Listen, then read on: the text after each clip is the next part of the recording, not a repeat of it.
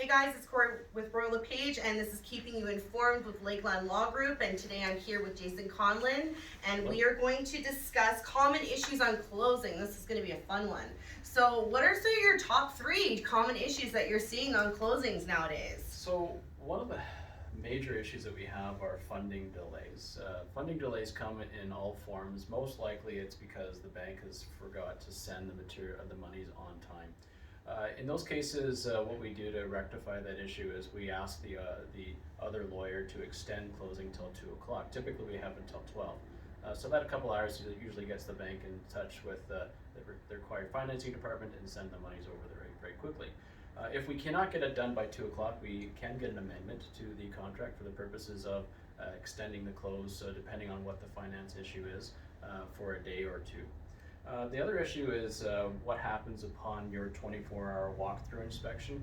Sometimes the properties aren't exactly in the same repair as they were at the time when you signed the purchase and sale agreement, and the agreement does effectively say that the property isn't supposed to be in substantially the same repair as it was, less reasonable wear and tear. So if upon move something happened to the property, like holes in the wall, or maybe moving been backed up into the eaves troughs, then we can discuss the issues of holdbacks to rectify that issue, to put the property back in the same repair as it was when that purchase and sale agreement was effectively signed. That's a big one actually, because quite often that'll happen, and I think it's really important here to mention too, like you said, less wear and tear, because ultimately when we go in there, we do have to remember we're not looking at a new build. But that being said, if it's in a similar state as to when you viewed it, when conditions were lifted, so when we go in to do that pre-closing walkthrough, we're testing the appliances. We're making sure that there's no water in the basement. That's a big one. If there was a flood the night before, then we have a problem, right? So that type of stuff.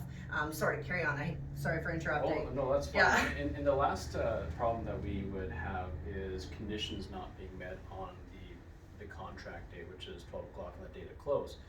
So there are cases wherein we've spoken about this in the past, a real property report required. That real property report sometimes is not being provided in time, so we may ask for a holdback for the purposes of confirming that has been provided, and then the monies would effectively be held for the purposes of rectifying any issues that may have arisen under that real property report. In other cases, the real property report might actually identify some issues, such as the building not being within its boundaries or compliant with setbacks for the bylaws. And so at that point, we can ask for a holdback to rectify those issues as well. So those are the 3 main ones that we typically see.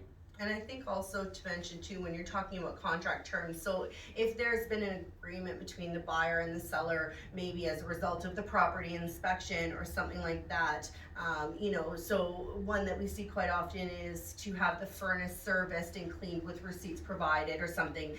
If the seller hasn't done that and that information hasn't been provided to the lawyers, those receipts, then that might cause a delay as well, and that's something that we typically see as well. I'm gonna throw another quick curveball at you, because this is something that I sort of just thought of, but it's so the contract indicates that vacant possession by 12 noon on possession date. That's how the contract is read. Correct. And quite often it's not noon.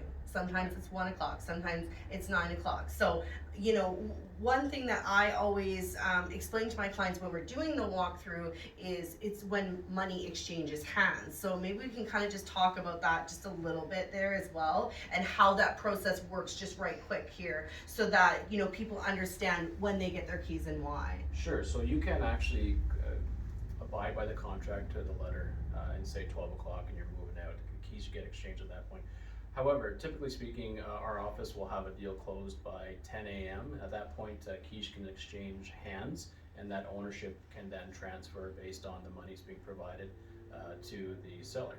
Yeah, so basically what happens is, if Jason is representing the seller and another law firm is representing the buyer, the buyer's law firm will deposit the money for the sale into Jason's trust account, and once that money has been received, then because all the money is there, we have permission to go ahead and release the keys. So sometimes, because of delays, it's not always noon as well. Sometimes it could be 2-3 o'clock that afternoon. So it all depends on when the money changes hands as well. And there are also other options too. So if the bank actually says that they're not providing the monies at all, and that the financing has been sort of put off for a couple of days or maybe a week, we can also close on a tenancy at will basis, basically indicating that those parties who are going to enter the property will be entering the property as tenants under a landlord and tenant agreement for the period of time upon which they can get the monies to the seller.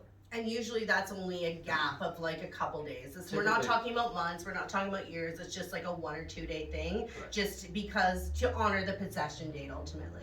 Exactly. Awesome. Okay, well that's great information.